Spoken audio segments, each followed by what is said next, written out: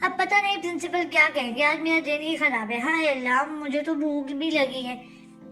वो अपने बेड से आती आवाजों को सुनते ही शर्मिंदा सी इधर उधर देखते तेजी से प्रिंसिपल के ऑफिस भागी थी। हल्का सा नॉक करते हुए इजाजत मिलने पर अंदर दाखिल हुई थी। अस्सलाम वालेकुम मैडम जी, उसने जाते ही सलाम ठोका। प्रिंसिपल के सामने बैठी हंसती उसकी आवाज सुनती मुस्कुरा उठी थी। वालेकुम अस्सलाम जरीश, आपके हस्बैंड आपको लेने आए हैं, आपको हाफ लीव दे दी गई है, आप अपना बैग ले रहे हैं। मैडम के बोलते ही मुस्कुराता हुआ युजमान उसकी तरफ मुड़ा था। सारिक ने मुंह बिगाड़ा था, वो कुछ बोलना चाहती थी मगर मैडम के सामने चुप होती पाँव पटकती अपना बैग लेने चली गई थी। मुझे भूख लगी है, गाड़ी में बैठी आधे घंटे से सफर करती वो भूख बर्दाश्त ना होने पर बिलबिलाती हुई शर्मिंदा सी बोली थी। बस 10 मिनट में हम पहुंचने वाले हैं। उसके भूख से निडाल होते चेहरे पर नजर डालता युजमान नरम लहजे में बोल रहा था, उफ, मुझसे भूख से बर्दाश्त नहीं हो रही है, आप यहाँ गाड़ी रोकें, मुझे खाने को लाकर दें कुछ। वो हिजाब के हाले में चेहरा छुपाए मुंह फुलाकर बैठी युजमान को क्यूट सी बच्ची लग रही थी। हम लोग यहाँ रुक नहीं सकते, वो बेबसी से बोला था। यहाँ रुकना मतलब लोगों की नजरों में आना, और युजमान जानता था एक बार उसके दुश्मनों को जरिश के बारे में पता चल गया तो उसकी जान खतरे में पड़ सकती थी। मुझे कहीं नहीं जाना, वापस लेकर चले, वो गुस्से से बोली थी। जमाजा गया बस 5 मिनट, वो उसके गुस्से से सुरपते चेहरे को देखकर अपनी मुस्कुराहट दबाकर बोला था। जरिश उसे घूरते हुए रुख मोड़कर बैठ गई थी। युजमान उसे एक घर में लेकर आया था। वो घर छोटा था लेकिन हर चीज नफासत से सजाई गई थी। जरिश उसके साथ चलती घर में दाखिल हुई थी जब लजीज खानों की खुशबू उसके नथनों से टकराई थी। क्या घर में कोई नहीं है? घर में किसी को मौजूद ना पाकर जरिश ने पूछा। नहीं, मुलाजिम थे, वो अपने घर जा चुके हैं। आप आए, पहले खाना खाते हैं फिर बात करेंगे।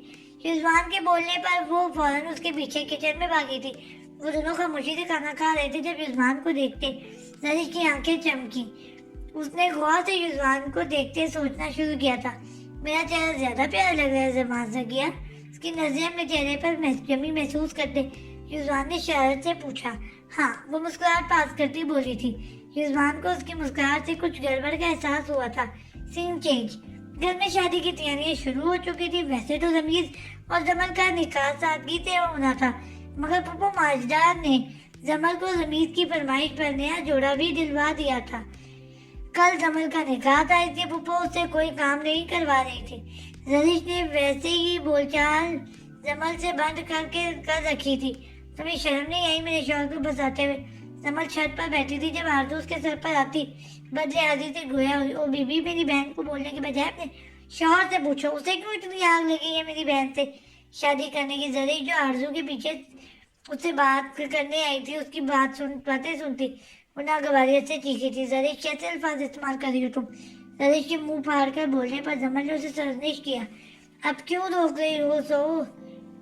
सौ गज लंबी इसकी जुबान है, इस जैसी बदकिरदार लड़की को जिंदा जला देना चाहिए। आरजू की बात पर जमल ने गुस्से से उसे देखा था। आरजू, अच्छा होगा तो मम्मी को सुरवा ठहराने के बजाय अपने शौहर से जाकर बात करो। इर्द गिर्द मौजूद घर की छतों पर उनकी ऊंची आवाज से जमा होते लोगों को देखते ही जमल अपना चेहरा ढकती सूरत से बोलती जरीश का हाथ थाम कर उसे नीचे ले गई थी। जरीश, तुम्हें कसम लगी मेरे अब किसी के आगे जुबान मत चलाना। उसके हाथ सामने हाथ जोड़े जमल इल्तिजाइया बोल रही थी। लेकिन बच्चों, जरीश, जैसा मैंने कहा है वैसा ही करना। वो अपनी किस्मत कबूल कर चुकी थी। अब जरीश की बातें उसे मजीद तकलीफ में मुब्तला कर रही थी। अच्छा बच्चों, मुझे आपसे एक बात करनी है। जरीश नर्वस सी लग रही थी। हाँ बोलो, उसके साथ बेड पर बैठते जमल ने पूछा। बच्चों, मैंने आपसे एक बहुत बड़ी बात छुपाई है। खुश होते होंठों को तर करती मिनमिनाई। कैसी बात? बच्चों, जब मैं किडनैप हुई थी ना तब युजमान खान ने मुझसे निकाह किया था। किसने? जमल ने अटकते हुए पूछा। युजमान से वो खान का दोस्त है। जरीश नजरें झुकाए बोल रही थी। इतने महीनों बाद ये बात बताने का मकसद मुझे शदीद अफसोस हुआ जरीश कि तुम मुझ पर इतना भरोसा नहीं कर पाई। मुझे ये बात बता पाओ, ये कोई छोटी बात नहीं है, ये तुम्हारी जिंदगी का सवाल है। जमल दुख से बोली। अब कहाँ है वो बात होती है उससे तुम्हारी? जमल ने पूछा था। जरीश ने नफी में सही लाया था। अब मुझसे कोई झूठ मत बोलना जरीश, और अब उस शख्स को भी ढूंढना पड़ेगा। वो जरिश को लेकर काफी परेशान हो गई थी। बजवा फिक्र न करें, कैसे फिक्र न करूं, तुम्हें मुझे ही सोचना पड़ेगा। अब चुपचाप सो जाओ, मुझे तुमसे बात नहीं करनी। वो खफगी से बोलती लेट गई थी। जरिश मासूम मुंह बनाकर उसके मुंह ऊपर गिरी थी। बजवा जानती है ना, मुझसे नाराज ना हो, पहले भी 2 दिन से आप मुझसे बोल नहीं रही। वो जमल की गाल मिलाती लाड से बोली थी। अच्छा बाबा, नहीं होना आज, चलो अब सो जाओ। जरिश उसे जोर से गले लगाती सो गई थी, मगर सुबह का सोचते जमल नहीं। Scene change. सुबह होते ही हर तरफ गहमा गहमी का समा था। बुब्बो ने सारे मोहल्ले को मधु कर डाला था। मोहल्लेदार भी ऐसे कि घर में होती जरा सी बात पर कान लगाई बैठे आरजू की तरफ से किसी हंगामे की इंतजार में थे। लुत्फानंदोज होना चाहते थे। गोल्डन स्किन रंग का पाउंड तक फ्रॉक पहने, सर पर स्किन कलर का हिजाब किए, साथ सुर्ख रंग की चुनरी ओढ़े जमल को मुकम्मल तैयार कर दिया गया था। जरिश एक बार भी उसे देखने नहीं आई थी। ये मोहल्ले की एक और लड़की ने जमल का मेकअप करना चाहता जब, मगर जमल ने साफ इनकार कर दिया था। मगर उस लड़की के सर पर उसने लाइट पिंक सी लिपस्टिक लगा दी थी। वो लड़की उसे कमरे में अकेला छोड़कर जा चुकी थी। जमल को कोई खुशी महसूस नहीं हो रही थी। अगर बात अलीमुद्दीन साहब पर ना जाती तो वो कभी ना मानती। अपनी सोचों में इस कदर घूमती कि कमरे के अंदर किसी के आने पर भी अब वो ख्यालों में ही गलता रही थी। जमल गहरी भारी आवाज अपने करीब से सुनकर वो उछल पड़ी थी। चुनरी मुंह से उतरती सर से सिलक गई थी। खान, उसने हैरत से खान को देखा था। खान ने उसके चेहरे पर नजर डालते रुख फेर लिया था। जमल इस तरह उसके मुड़ने पर हैरान हुई थी, फिर अपने मुंह पर चुनरी ना पाते वो भी रुख फेर गई थी। आप यहाँ क्या कर रहे हैं? अगर किसी ने आपको यहाँ देख लिया तो मेरे लिए बहुत बड़ा मसला हो जाएगा। वो परेशानी से बोल रही थी। आप प्लीज जाए यहाँ से। खान के कुछ ना बोलने पर दोबारा बोल उठी थी। मैं तुम्हें लेने आया हूँ। कुछ मिनटों के बाद उसकी आवाज गंभीर आवाज कमरे की खामोशी में गूंजी थी। क्या? वो अभी बोल नहीं रही थी जब अचानक कमरे का दरवाजा खोलते आरजू ने चीखना शुरू किया था। अम्मी देख लें, अपनी भतीजी निकाह के दिन किसी गैर मर्द को बुलाए बैठी है। आरजू की आवाज पर सहन में बैठे सब लोग जमल के कमरे के बाहर जमा होने लगे थे। जमल का रंग फाक हो गया था।